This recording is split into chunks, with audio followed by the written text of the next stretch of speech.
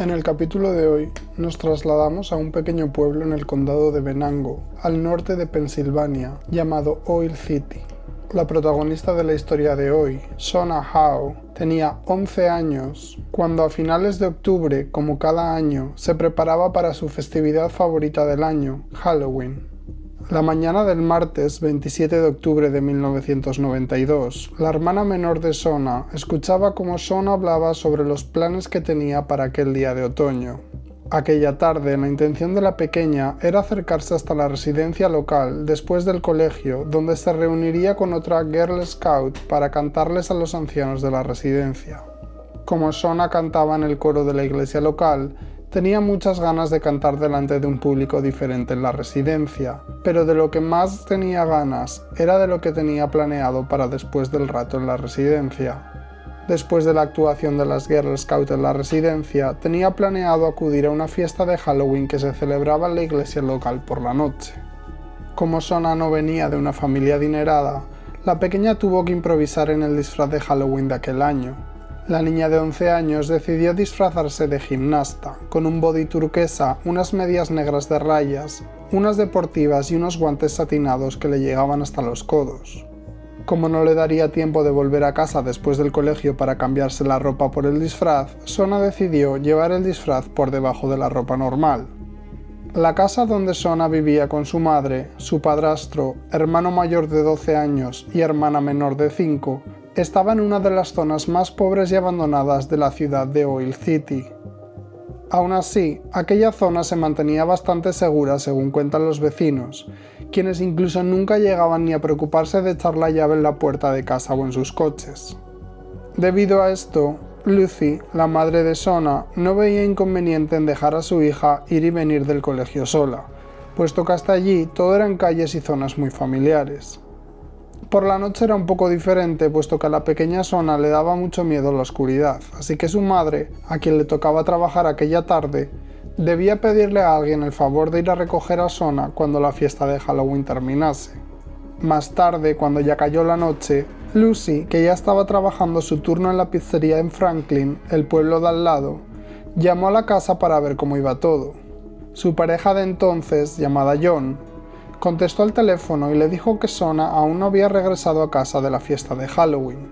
En ese mismo instante, Lucy cae en cuenta de que se le había olvidado pedirle a alguien que fuese a recoger a la niña, pero le tranquilizó pensar que la iglesia donde se celebraba la fiesta de Halloween solamente estaba a menos de 1 kilómetro de distancia de su casa, y Shona ya había hecho muchas veces ese trayecto sola. Sobre las 8:30 de la noche, habiendo pasado un buen rato ya desde que Shona debería haber llegado a casa, como su padrastro John no tenía los teléfonos de sus amigas, decidió coger rápidamente el coche y recorrer el trayecto que Shona debería haber seguido para volver a casa desde aquella iglesia, con la esperanza de encontrársela por el camino. Aunque había un par de rutas o trayectos diferentes que Shona podría haber tomado aquella noche, John estaba seguro de que con el miedo que le daba a la niña en la oscuridad, debía haber vuelto a casa por la carretera principal.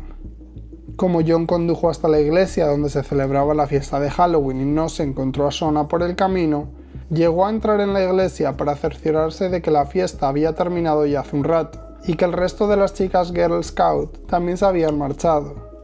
Shona era al parecer una niña bastante cabezota, pero también era muy responsable y obediente para su edad, y no era el tipo de niña que se hubiese marchado a casa de alguna amiga sin primero consultarlo con su madre o algún adulto. Así que John volvió al coche para seguir circulando por las otras vías y ver si daba con la pequeña Shona. Cuando ya no le quedaban más calles y vecindarios por recorrer en coche, John decidió regresar a casa a ver si por alguna casualidad, durante su ausencia, Shona ya había llegado, pero tampoco estaba allí.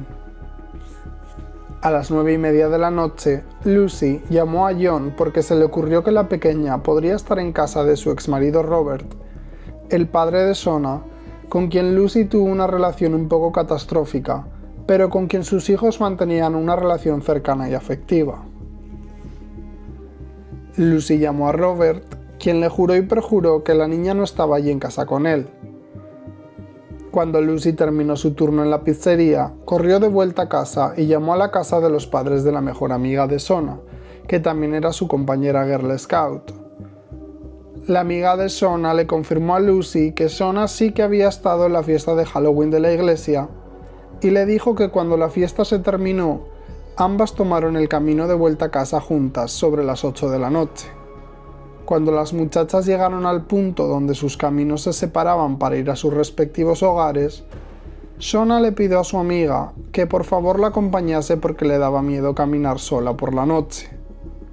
Su amiga le sugirió que mejor fuesen a casa de ella las dos y que desde allí su padre acompañaría a Shona hasta casa. Sin embargo, Shona no quiso ser una molestia y acabó tomando el camino ella sola, puesto que no había más de 10 minutos hasta su casa. A las 10 de la noche, 2 horas después de lo último que se supo de Shona, Lucy llamó a la policía para reportar la desaparición de su hija de 11 años. Cuando Lucy llamó a la comisaría, la policía de Oil City ya estaba ocupada en otro asunto que había sido reportado aquella misma noche un poquito más temprano. Sobre las 8:06 de la noche, Dan Payton, un vecino de la zona, estaba dando un paseo por el vecindario cuando vio a una niña joven sola caminando por la calle. Según contó Dan, la niña estaba llegando a la intersección de dicha calle, frente al centro médico que había allí, cuando se percató de que un hombre alto y delgado, que vestía una chaqueta de camuflaje y una gorra, caminaba en la misma dirección que la niña, pero por la acera opuesta fumándose un cigarro. Dan observó cómo aquel hombre cruzó de acera, se llevó a la niña y salió corriendo al doblar la esquina. Dice que unos segundos después escuchó una especie de grito pero ahogado, entonces empezó a correr hacia la intersección y vio como un pequeño coche rojo abandonaba aquel lugar a mucha velocidad. Le pareció un coche antiguo y con matrícula del estado de Pensilvania, pero se esfumó demasiado rápido como para que a Dan le hubiera dado tiempo de leer los números de la matrícula. Aunque es cierto que nunca vio a aquel hombre meter a la niña en el coche, ambos, tanto el hombre como la niña, habían desaparecido del lugar y no los veía por ninguna parte. Como en ese momento, cuando Dan contactó con la policía no había recogido ninguna denuncia de ninguna niña desaparecida, la policía se preguntaba si realmente lo que Dan presenció fue un secuestro o un padre recogiendo a su hija. Pero la llamada que Lucy realizó a la policía confirmó lo que todos se temían. La intersección de Reed Street, donde ocurrió aquello, estaba solamente a un par de bloques de la casa de Shona. Y si Dan estaba en lo cierto, Shona había sido secuestrada de vuelta a su casa de la fiesta de Halloween. La policía de Oil City estableció inmediatamente controles en las carreteras de salida de la ciudad e informó a todas las comisarías en un radio de 150 kilómetros.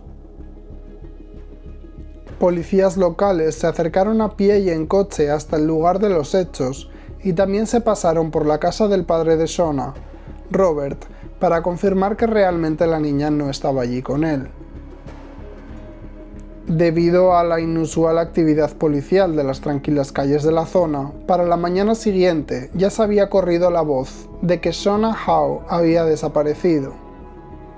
Cientos de voluntarios y vecinos de la localidad se unieron para peinar las calles que daban hasta los bosques de los alrededores en busca de cualquier rastro de la pequeña Shona.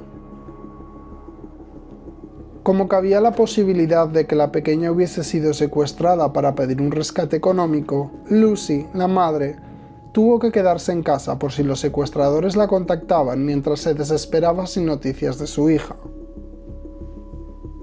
Los investigadores de la policía llamaron a todas las puertas de las casas que había en el trayecto que Shona debería haber tomado de vuelta a casa, para preguntar si algún vecino había visto algo. Pero aparte de Dan Payton, quien llamó a la policía, nadie llegó a ver nada más.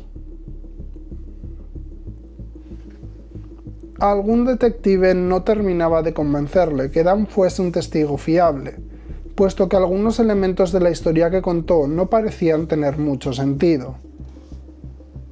Si realmente vio a la niña ser secuestrada, la pregunta era ¿por qué no trató de intervenir en el momento e intentar detener al secuestrador y retenerle para que no se marchara? Dan fue interrogado por la policía en varias ocasiones, pero siempre se mantuvo fiel a lo que contó desde el principio. El 29 de octubre, un par de días después, un grupo de búsqueda dirigido por el tío de Shona, Keith, pensó que sería buena idea adentrarse en la zona boscosa que bordeaba Oil City.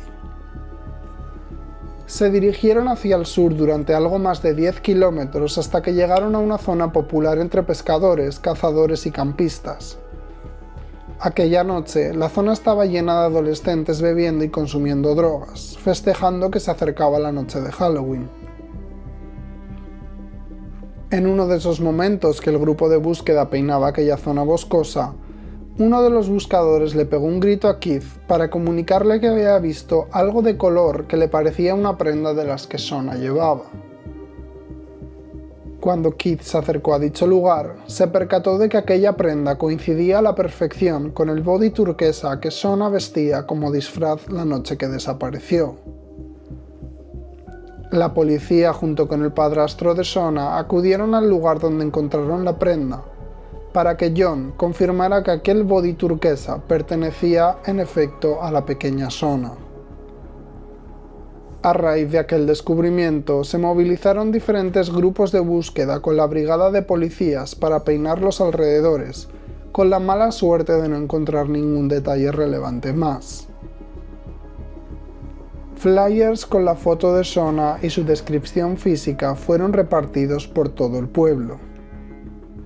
Shona medía aproximadamente 1,50 m, pesaba 35 kilos, tenía el pelo liso y castaño, los ojos azules, y tenía una cicatriz detrás de la oreja derecha y otra en el medio de la frente. Lucy, la madre de Shona, apareció en la televisión local suplicando que quien hubiese secuestrado a su hija por favor la liberase y la dejase marchar. La siguiente mañana, alrededor de las 9 de la mañana del 30 de octubre, la peor pesadilla de Lucy se hacía realidad. Un hombre que había acampado cerca de un puente ferroviario mientras caminaba por las orillas de un arroyo, diferenció el cuerpo de lo que parecía una niña boca abajo entre una roca y un tronco. No llevaba ningún zapato y sus pies estaban medio sumergidos en el agua poco profunda del arroyo. Los tíos de Shona, Keith y Claire, identificaron el cadáver. El cuerpo que encontraron se trataba de Shona Howe. Acto seguido, la policía acordonó la zona e inició una búsqueda exhaustiva, que les llevó al envoltorio de un Chupa Chups y a un campamento abandonado. Las deportivas de Shona fueron encontradas en un puente más arriba del seco arroyo. La policía pronto se percató de que o bien la niña estaba corriendo por el puente cuando se tropezó y cayó 10 metros abajo hasta el arroyo seco, o que alguien había dejado ahí las deportivas de Shona con la intención de hacerles creer que la niña tropezó, cayó y por consiguiente murió. El hecho de que encontrasen el cuerpo de Shona aquel día dejó muy confusa a la policía, que había peinado aquella zona el día anterior y estaban 100% seguros de que de haber estado el cuerpo allí lo hubieran visto. Lucy, la madre, confirmó que la ropa que Shona llevaba sí que eran de su hija, pero que no sabía a quién pertenecían los calcetines que vestía la niña cuando la encontraron. Como la desaparición de Shona acabó convirtiéndose en una investigación por homicidio, las autoridades locales tomaron la decisión de cancelar Halloween, haciendo hincapié en que los padres no debían quitarle ojo a sus hijos, especialmente una vez caída la noche. El 31 de octubre, en lugar de festejar Halloween como cualquier otro año, cientos de vecinos de Oil City marcharon en una procesión en silencio, mientras portaban velas prendidas, recorriendo el trayecto que se cree fue el último que Shona recorrió en vida, en memoria de la pequeña de 11 años. Mientras, los resultados forenses revelaron que la muerte de Shona fue causada por un contundente traumatismo severo en la cabeza y el pecho al precipitarse del puente.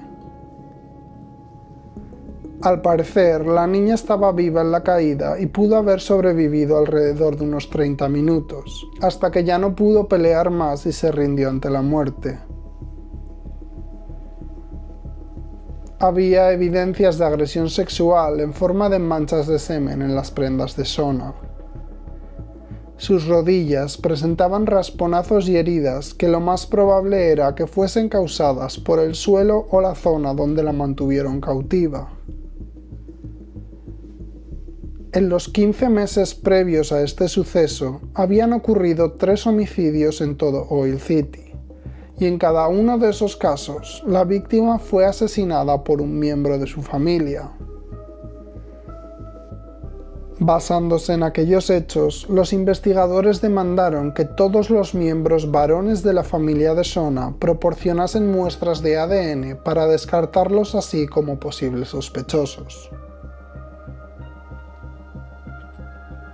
El padrastro de Shona, John, fue el primero en proporcionar su ADN, seguido por sus tíos, Keith y Claire. La madre de Shona aceptó que los investigadores fuesen por ese camino, pero no quiso continuar cuando le llegó el turno a su hijo de 12 años, el hermano mayor de Shona.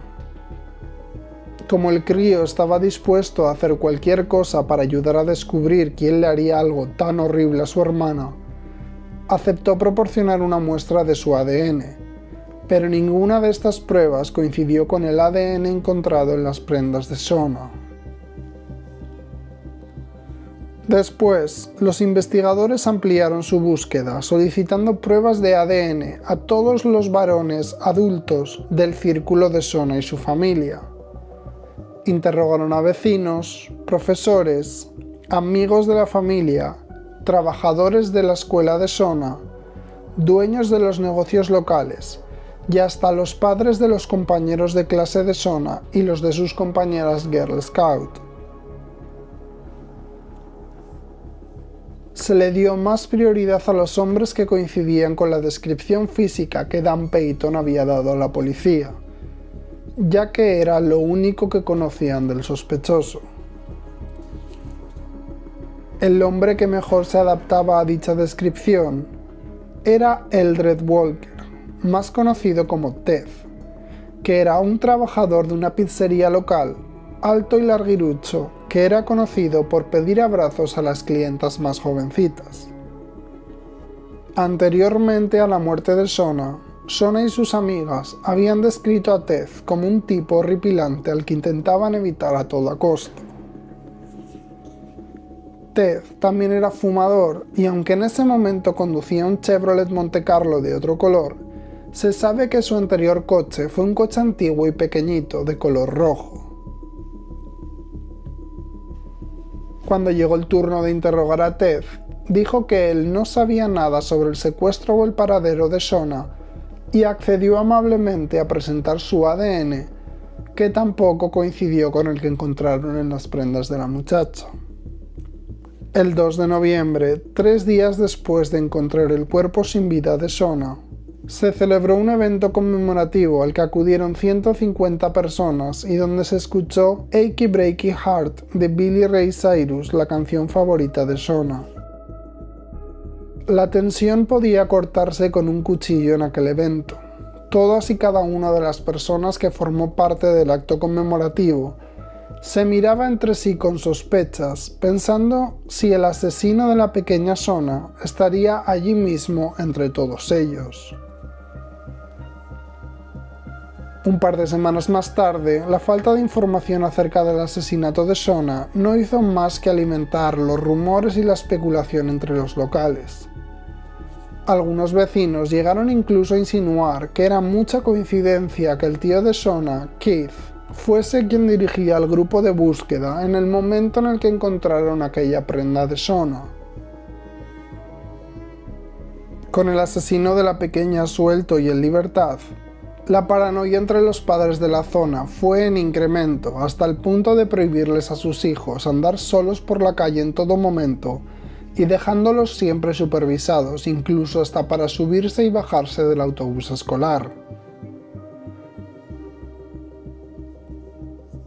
Un día, en la escuela a la que Sean acudía, apareció un graffiti en una de las paredes que decía que cualquiera podría ser el siguiente. La policía pronto descubrió que aquello no se trataba nada más que de una mente enferma de algún vándalo adolescente. La policía, que ya estaba un poco desesperada por encontrar algo de luz en el camino, buscaron entre las cosas de la taquilla de Shona e interrogaron a sus compañeros de clase.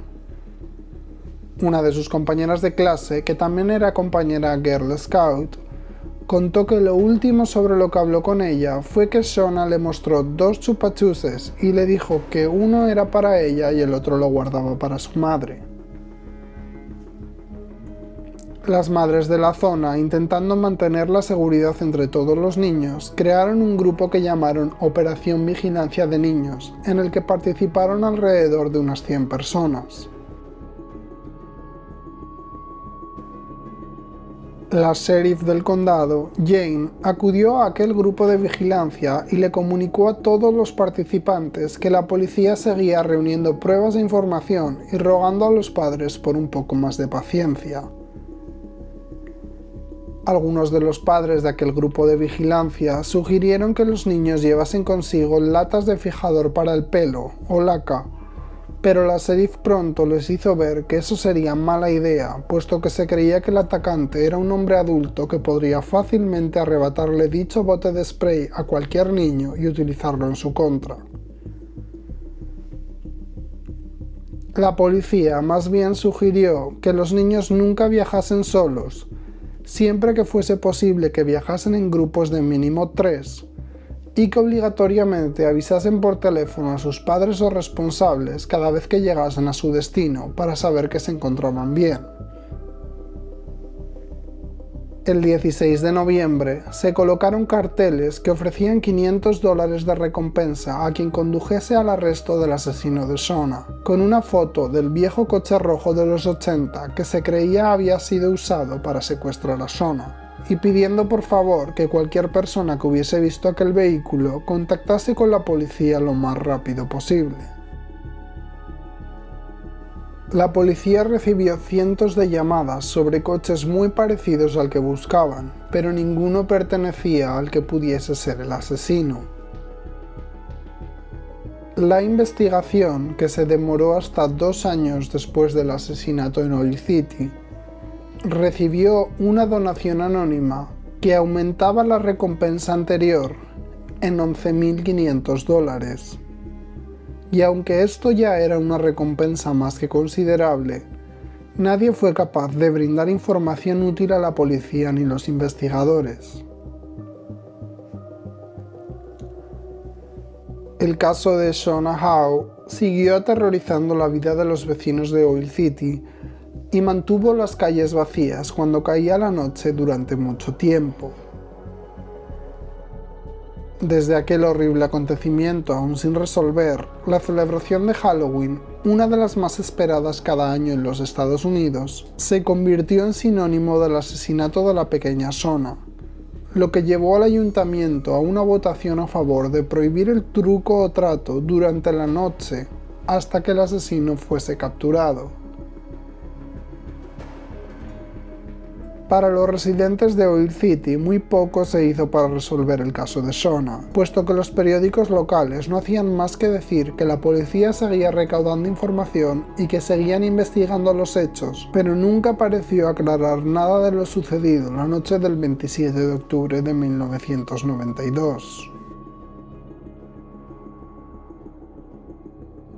De acuerdo con la Oficina Federal de Investigación, el asesino de Shona era un hombre blanco, de tamaño promedio, posiblemente de 20 y pico años, que trabajaba un oficio corriente y que poseía vehículo propio.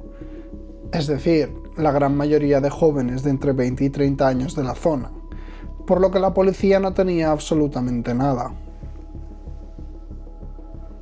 También decían que la personalidad del asesino y su comportamiento debía haber sufrido un cambio brusco desde que se cometió el asesinato, que probablemente habría elevado su consumo de alcohol y estupefacientes y que seguramente se habría obsesionado con ver todos los canales de noticias sobre la investigación. Se hizo un llamamiento a los ciudadanos de Oil City para que notificasen a las autoridades si algún conocido repentinamente había dejado su trabajo, había evitado encuentros o eventos sociales, había sido despedido, se había marchado de vacaciones no planeadas con antelación o se mostrase nervioso o preocupado cuando se hablaba sobre el asesinato de Shona. Aunque la policía creía que era poco probable que el asesino atacase de nuevo, el FBI no podía jugarse la posibilidad de que eso volviese a pasar. En julio de 1995, la policía recibió una denuncia de intento de secuestro a solo unas pocas calles de donde Shona fue secuestrada 2 años y 8 meses antes.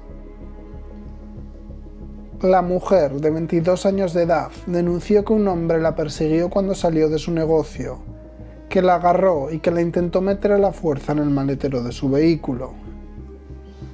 Como ella se resistió, el hombre golpeó su cabeza contra la acera, y al darse cuenta de que no podría subir al vehículo a la mujer por sí mismo, y menos porque sangraba y dejaría rastros, se subió al vehículo y abandonó aquel lugar.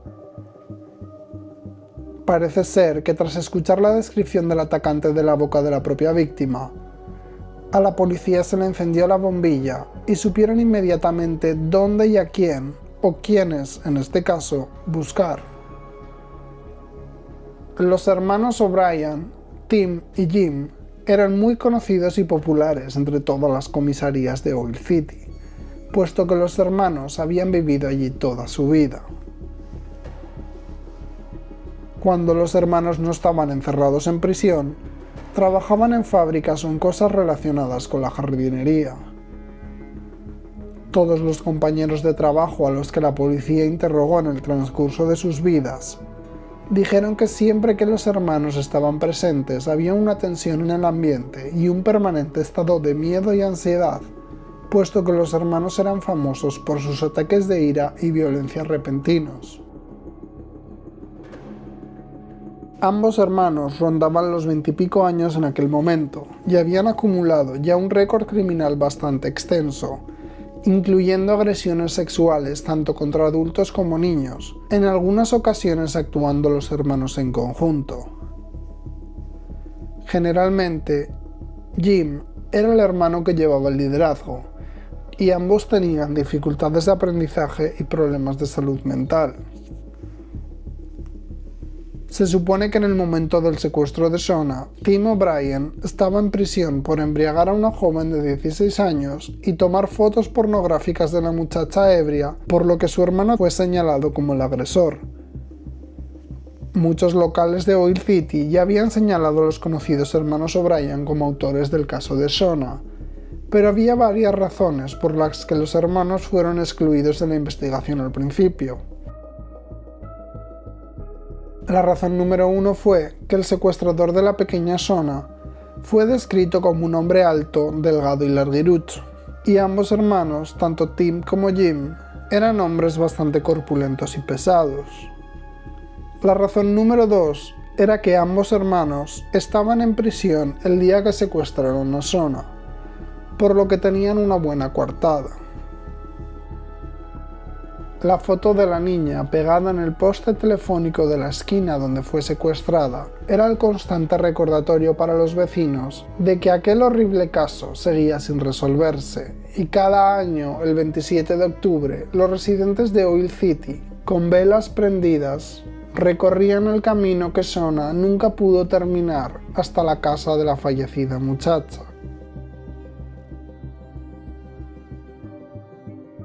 Cada año, la policía publicaba actualizaciones sobre cómo iba la investigación de Shona, recordándole a Oil City que no se habían dado por vencidos.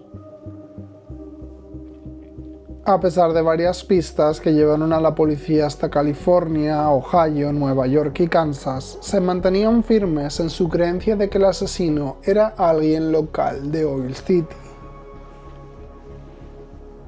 El 29 de octubre de 1997, 5 años después del asesinato de Shona, Shanae Freeman, de 4 años de edad, se encontraba jugando con sus amigos Christian y Tiffany cuando dichos amigos reportaron que a Shanae se la había llevado un hombre vestido de negro al bosque que había al lado de donde se encontraban jugando. La voz se corrió rápido entre todos los residentes y debido a la fecha del suceso, Oil City creyó que el asesino de Shona había vuelto a atacar.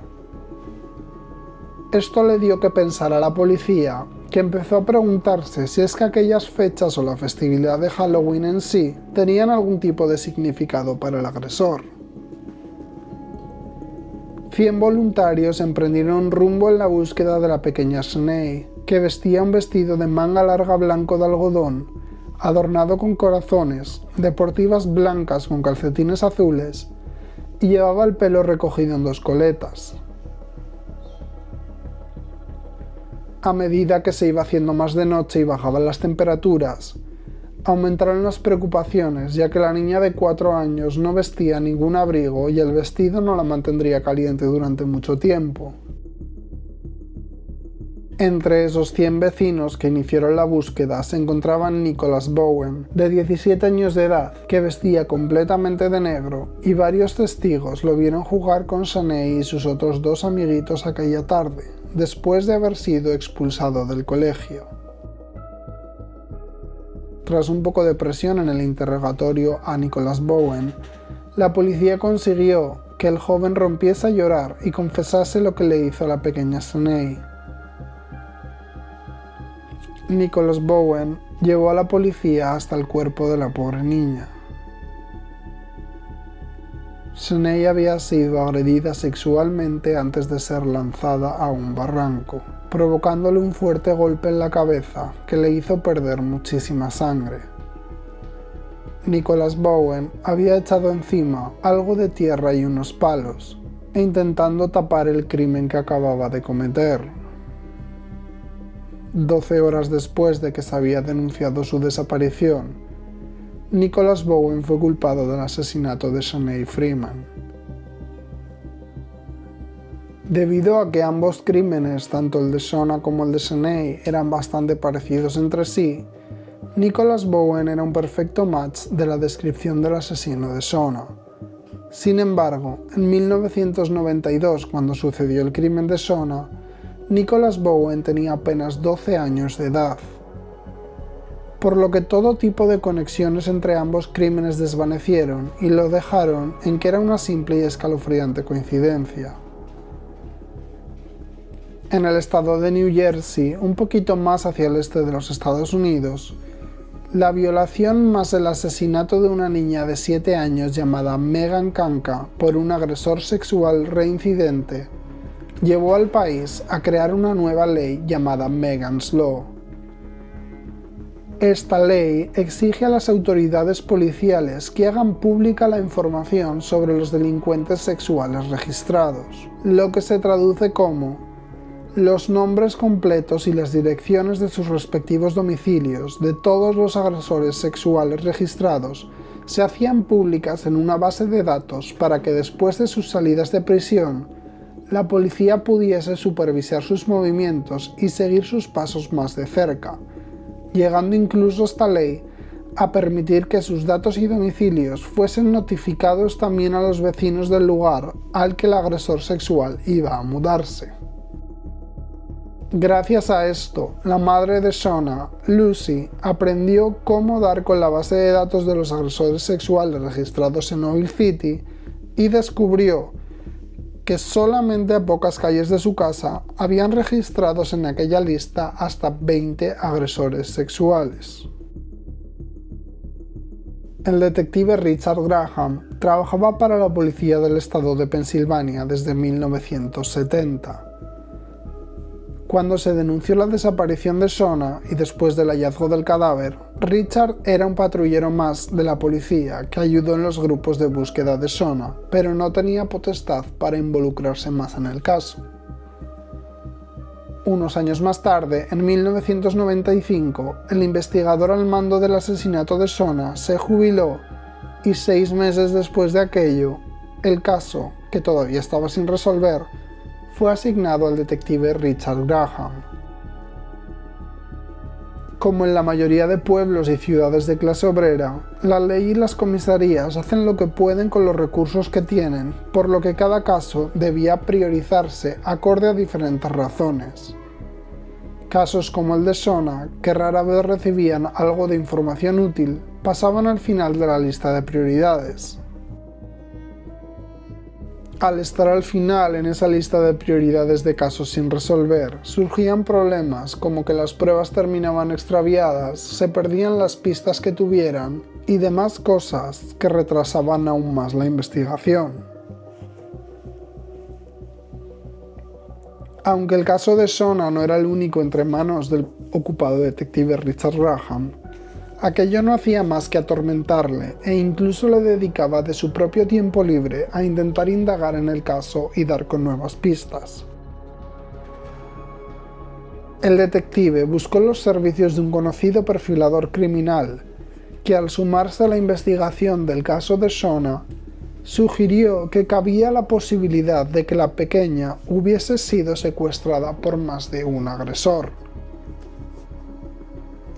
Una teoría que nadie antes en la policía había considerado.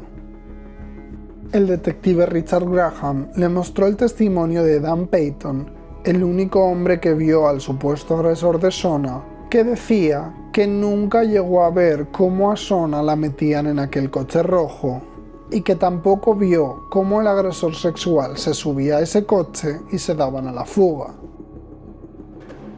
Para el perfilador criminal, el testimonio de Dan Peyton tendría mucho más sentido si el agresor hubiera entregado a la niña a algún cómplice justo antes de echar a correr a pie.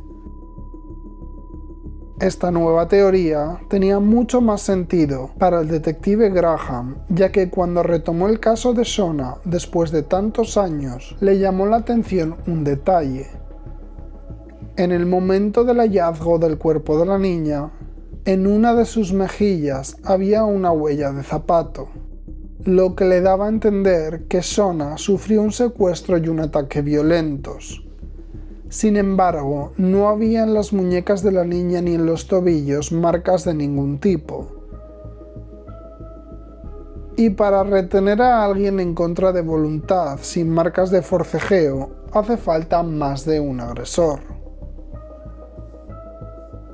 Al principio de las muestras de ADN y de cuando se empezaron a recolectar de las prendas de Sona, los investigadores consideraron la posibilidad de que ese ADN pudiese haber sido transferido de manera involuntaria e independiente al asesinato. Pero a medida de que pasaron los años y las técnicas de investigación de ADN fueron mejorando, al detective Richard Graham se le ocurrió la idea de pedir una prueba de ADN de la muestra que se obtuvo de la boca de Sona, que hacía un match completo con el semen obtenido en la ropa de Sona. Así que el técnico del laboratorio le dijo claramente al detective que si daban con el match exacto del ADN de la ropa, darían con el asesino. A finales de 2001, la investigación del detective Graham lo llevó hasta un violento robo que sucedió en aquel mismo condado, y tuvo que interrogar a uno de sus sospechosos, Tim O'Brien, uno de los hermanos O'Brien. Tim, que era el mayor de los hermanos, cumplía condena por un robo no relacionado con el caso, mientras que el menor de los hermanos, Jim, cumplía condena por el intento de secuestro de 1995 a aquella mujer de 22 años. Puesto que la investigación del asesinato de Sona seguía abierta y el detective Graham se medio obsesionó con el caso, ya por costumbre y hábito, Después de interrogar a Tim O'Brien, se le ocurrió pedirle una muestra de ADN para descartarlo como posible sospechoso. Tim O'Brien accedió, pero le dijo que primero lo consultaría con su abogado, y la manera en que Tim le contestó al detective le puso los pelos de punta. Cuando se revelaron los resultados de la prueba de ADN de Tim O'Brien, el resultado salió negativo. Es decir, no coincidía el ADN encontrado en la ropa de Shona con el ADN de Tim. Pero el detective siguió dándole la sensación de que allí había gato encerrado.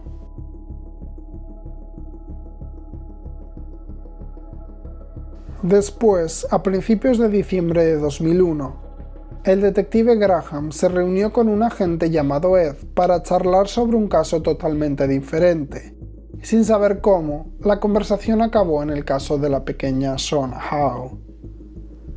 Ed le dijo al detective que aunque los hermanos O'Brien estaban cumpliendo condena en las fechas del secuestro y asesinato de la pequeña, siempre pensó que los hermanos estaban involucrados de alguna manera en aquel crimen. Al detective Graham se le encendió la bombilla y cayó en cuenta de que cuando le traspasaron el caso de Shona, nunca verificó ni comprobó que todos los datos que ahí venían fuesen realmente ciertos. Y no llegó a corroborar por sí mismo en ningún momento que los hermanos O'Brien sí que estuviesen cumpliendo condena en aquellas fechas. Para matar su curiosidad, decidió revisar por sí mismo los registros oficiales y lo que descubrió le llevó a la clave de todo este asunto.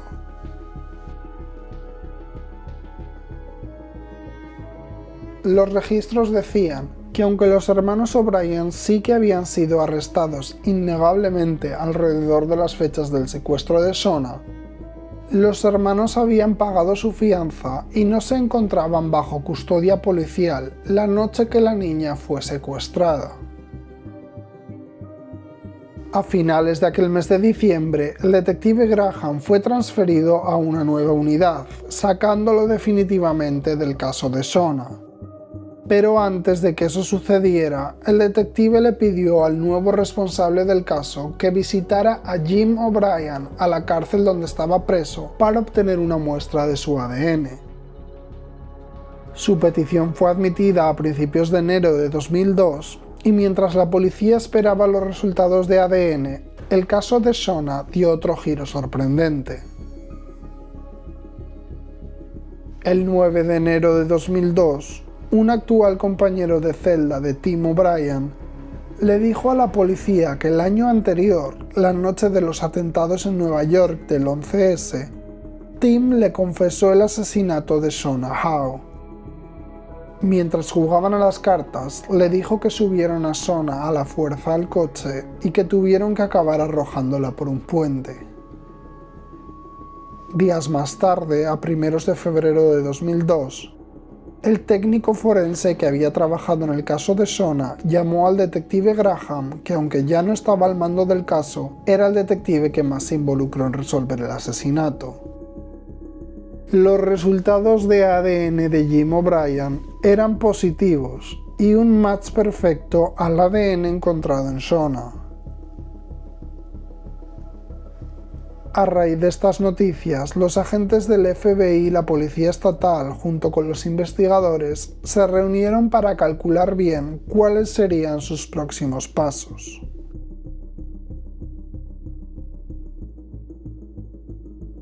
El ADN de Jim O'Brien indicaba claramente que el hombre tuvo contacto con Shona, pero no probaba que él fuese el responsable de su muerte. Y lo único que tenían aparte del ADN era la confesión de un compañero de celda poco fiable. Las autoridades en conjunto debían trazar con mucho cuidado la estrategia que seguirían antes de acusarlo, puesto que cualquier buen abogado sería capaz de destruir aquella teoría en un abrir y cerrar de ojos.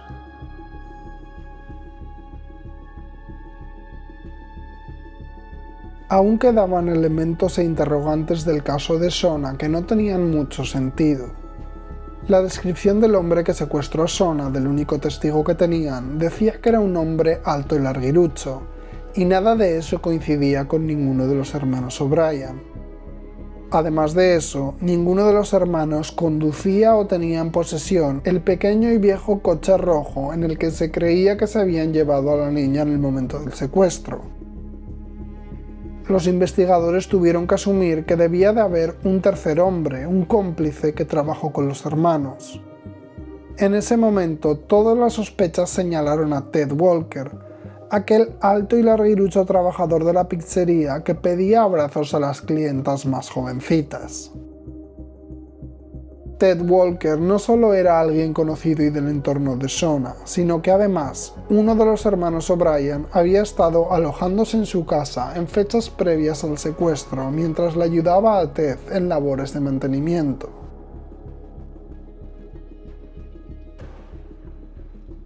Al principio de toda la investigación, en 1992, la policía interrogó a Ted Walker sobre un pequeño y viejo coche rojo aparcado en la parte de detrás de su casa, que compartía bastantes similitudes con la descripción del coche que el testigo Dan Payton había dado. En aquel tiempo, Ted le dijo a los investigadores de entonces que aquel coche no arrancaba y que no estaba operativo. Sin embargo, ninguno de los investigadores al mando confirmó que eso fuese realmente cierto. Los investigadores que ahora llevaban el caso de Shona, al darse cuenta de este detalle, llamaron a interrogar a Ted Walker nuevamente. Estos informaron a Ted de que la policía tenía evidencias de ADN y testigos fiables que apuntaban a que los hermanos O'Brien estaban de alguna manera relacionados con el asesinato de Shona Howe.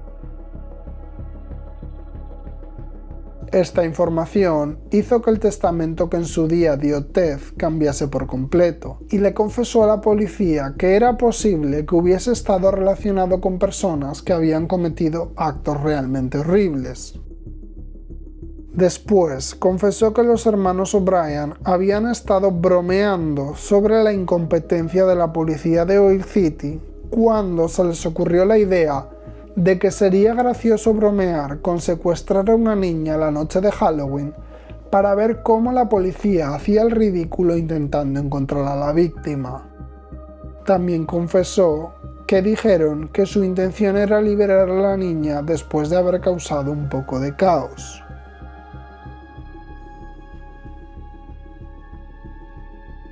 Cuando uno de los vecinos de Ted Walker se enteró que éste estaba siendo nuevamente interrogado por la policía sobre el caso de Shona, se comunicó inmediatamente con la comisaría de policía para hacerles saber que la noche del secuestro de Shona le pareció sospechoso ver a Ted Walker quemando algo en la parte de detrás de su casa, lo que creía que era un colchón. Los investigadores obtuvieron el permiso de registro necesario para registrar la vivienda de Ted Walker el 14 de marzo de 2002. Pero el hecho de no encontrar absolutamente nada relativo al caso de Shona dejó a los investigadores de nuevo perdidos sobre cuál pudo ser el lugar donde mantuvieron a la niña cautiva hasta el momento del asesinato. Lo bueno después de este registro fue que rápidamente se corrió la voz sobre que el registro era debido al caso de Shona, y los medios locales empezaron a sacarlo en los noticieros junto con la foto de Ted Walker. Cuando Dan Payton, el único testigo del secuestro de Shona, vio dicha foto de Ted en los medios, llamó a la policía y dijo que estaba al 90% seguro de que aquel era el hombre que vio secuestrando a la niña casi 10 años atrás. Ted Walker fue nuevamente interrogado por la policía y esta vez, como no le quedó más remedio, admitió que la noche del 27 de octubre de 1992 se acercó a la niña que paseaba sola por la calle, le preguntó algo acerca de las Girl Scouts, le dio un abrazo y la agarró en contra de su voluntad y se la entregó a Tim O'Brien como parte de esa broma enfermiza, según sus propias palabras. Ted Walker dijo también que después de aquello volvió a casa y minutos después los hermanos O'Brien entraron en su casa con Shona y se la llevaron al piso de arriba. Ted Walker dijo que no se lo dijo antes a la policía porque temía por la vida de su hijo. El 19 de marzo de 2002, los detectives al mando de la investigación le comunicaron oficialmente a Jim O'Brien que su ADN era un perfecto match del ADN encontrado en el cadáver de Shona y que había sido vinculado al crimen. A pesar de toda esta información y pruebas y evidencias que los investigadores habían reunido sobre Ted Walker y los hermanos O'Brien, la fiscal del distrito necesitaba un discurso y unos argumentos que ningún abogado, ni siquiera el mejor, fuese capaz de tumbar o encontrar el mínimo error para así poder proceder con los arrestos correspondientes. Como los hermanos O'Brien no presentaban un riesgo para la población, puesto que Jim estaba en prisión y Tim cumplía un arresto domiciliario, los investigadores aprovecharon los meses posteriores para solidificar el caso, mientras el fiscal del distrito esperaba a los fondos económicos para proceder al juicio. En 2003, Tim O'Brien fue condenado por 2 delitos sexuales que ocurrieron en 1999, uno por una niña de 6 años y otro por un niño de 11. Fue condenado de 33 meses a 5 años en prisión. Y gracias a la Megan's Law, la ley de Megan que hemos comentado antes, se presentó a Tim O'Brien como depredador sexual, la peor clasificación dentro de los delincuentes sexuales. Tuvieron que pasar 2 años más hasta que las autoridades montaron la acusación para llevar a los hermanos O'Brien a juicio por el caso de Shona. El 3 de julio de 2004, los hermanos O'Brien, Tim y Jim, fueron arrestados y acusados de asesinato en primer y segundo grado, violación y secuestro.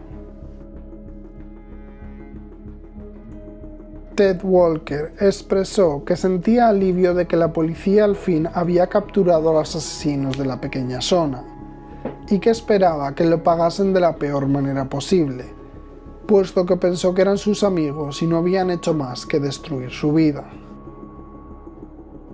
También le dijo a los medios que la única razón por la que había sido interrogado en varias ocasiones fue porque cumplía con la descripción dada por el testigo en el secuestro de la niña, pero que él no estuvo involucrado en el crimen y que ni siquiera conocía a la niña ni a su familia. Incluso llegó a acusar a la policía de haber plantado pruebas en su casa en el momento del registro y que él no le haría daño ni a una mosca. El 4 de julio, la policía arrestó a Ted Walker saliendo de su casa alrededor de las 11:45 de la mañana.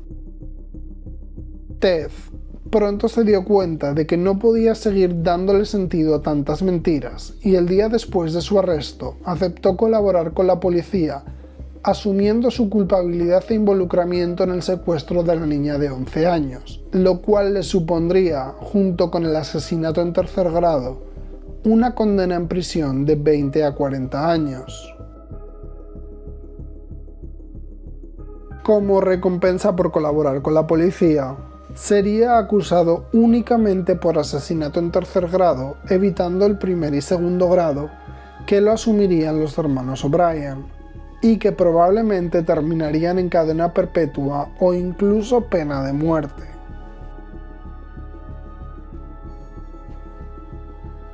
De acuerdo con el testimonio de Ted Walker, el plan inicial que acordó con los hermanos O'Brien la noche del 27 de octubre de 1992 iba a ser una broma de mal gusto para ridiculizar a la policía de Oil City, dejándoles de incompetentes.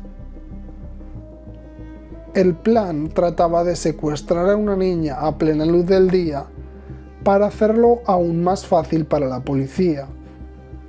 Después, los 3 hombres mantendrían secuestrada a la niña durante 10 o 15 minutos hasta dejarla escapar sin suponer un peligro para ella.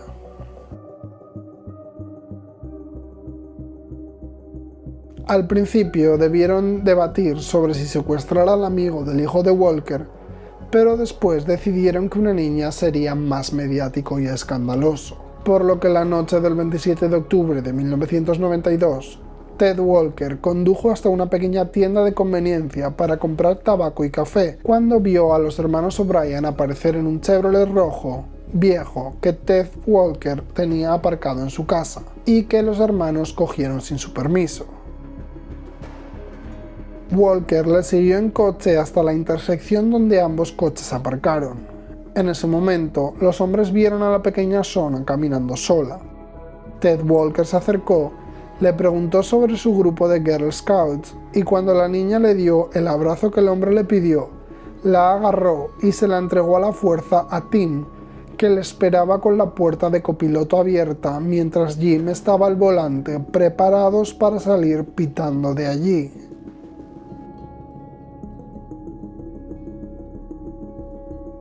Al parecer, el asiento delantero del copiloto ya había sido empujado hacia adelante para poder empujar a la niña al asiento trasero con más rapidez. Walker se subió en su vehículo y dio una vuelta a la manzana, y para cuando volvió, el Chevrolet rojo ya no estaba allí.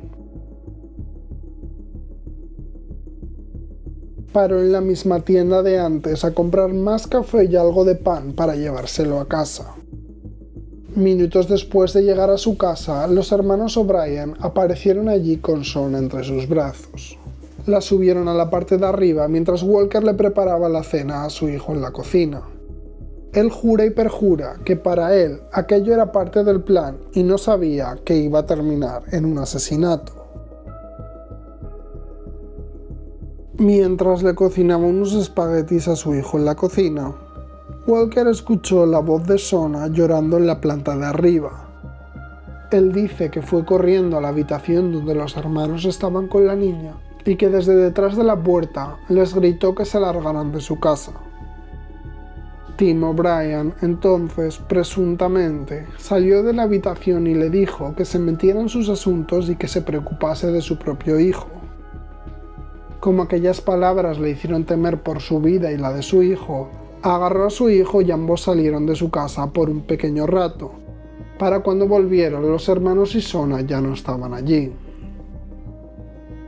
Más tarde, aquella misma noche, cuando los hermanos volvieron a casa de Ted Walker ya sin la niña, Ted los echó de su casa furioso por haberse llevado allí a la niña después del secuestro. La versión de los hechos de Ted Walker no convencía a los detectives al 100%, puesto que más bien parecía que Ted hiló la historia meticulosamente para hacerse ver lo más inocente posible. Pero como dependían de su testimonio para asegurarse la acusación y la condena de un crimen que llevaba atormentando a la ciudad de Oil City durante casi 13 años, no les quedó más remedio que continuar colaborando con él, y por primera vez en mucho tiempo, desde que Shona fue secuestrada, las cosas pintaban bien. Se celebraron dos juicios separados, uno para los hermanos O'Brien, Tim de 39 años y Jim de 33 años, y el otro juicio para Ted Walker de 46 años de edad. En el juicio de los hermanos O'Brien, como parte del acuerdo, Ted Walker subió al estrado a testificar en contra de los hermanos. Una vez más, su testimonio cambió. En su primer testimonio, Ted le dijo a la policía que estaba en la cocina haciéndole la cena a su hijo cuando vio a los hermanos subir con Shona a la planta de arriba de su casa. Sin embargo, en el juicio, dijo que no fue él quien los vio, sino su hijo, que le dijo que los hermanos habían subido a alguien a casa y él, sin preguntar, asumió que sería Shona.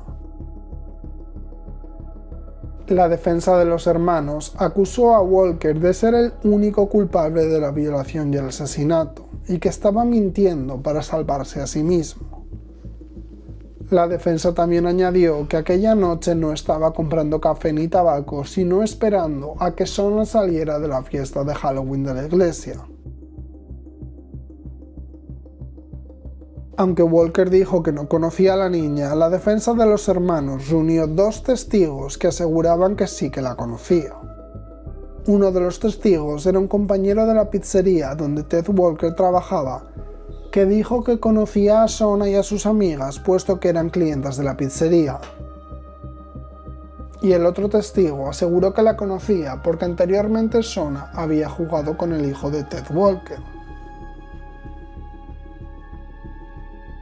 El abogado de Jim O'Brien dijo en el juicio que Ted Walker es la peor pesadilla de cualquier padre y vecino, que es un abusador de menores y que solo espera cumplir menos condena por mentir y arrojar a los hermanos toda la culpabilidad de este caso.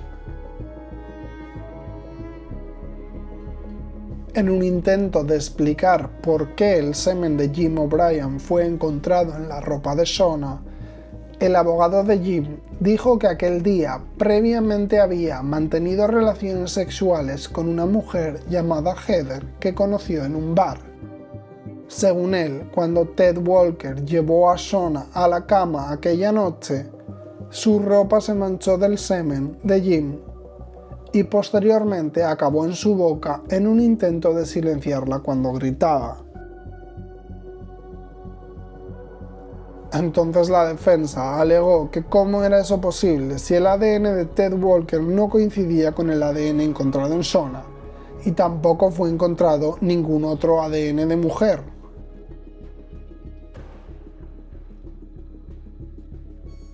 El abogado del otro hermano dijo que la única razón por la que su cliente estaba condenado era por el ADN de su hermano y por la historia que tenían de cometer crímenes juntos, pero que no había ni una sola prueba creíble contra él en aquel caso. Tras 2 semanas de procedimientos y casi 17 horas de deliberación, el jurado llegó a su veredicto justo un día antes del 13º aniversario del secuestro de Shona. La familia de la víctima se sentó en silencio en la sala donde se celebró el juicio aquel día.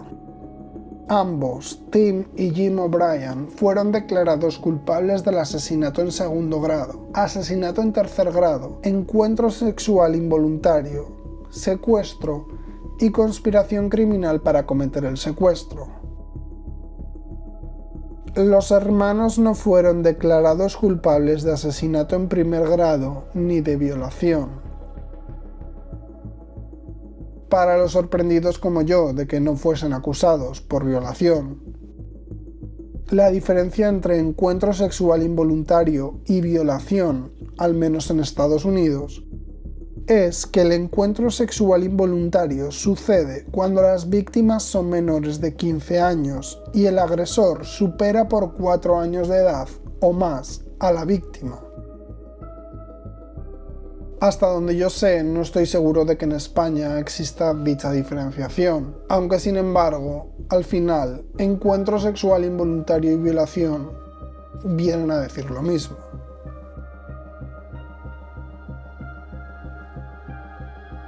Los hermanos O'Brien no mostraron emoción alguna tras el veredicto. Cuando llegó el momento del juez de condenar a prisión a los hermanos, dejó claro que ninguno volvería a caminar el mundo libremente. El juez dijo que la conducta de los hermanos fue totalmente innecesaria, que el asesinato fue cometido en un intento de tapar las cosas horribles que le hicieron a la víctima en vida, evitando así que la víctima pudiese reconocerlos y delatarlos. También añadió que lanzarla viva desde un puente para dejarla morir causó un terror añadido a la anterior violación y secuestro, y que este crimen tuvo consecuencias devastadoras no solo en la familia de la víctima, sino en toda la comunidad e incluso las ciudades de los alrededores de Oil City. El día después se celebró el juicio contra Ted Walker, el cual fue condenado a prisión de 20 a 40 años.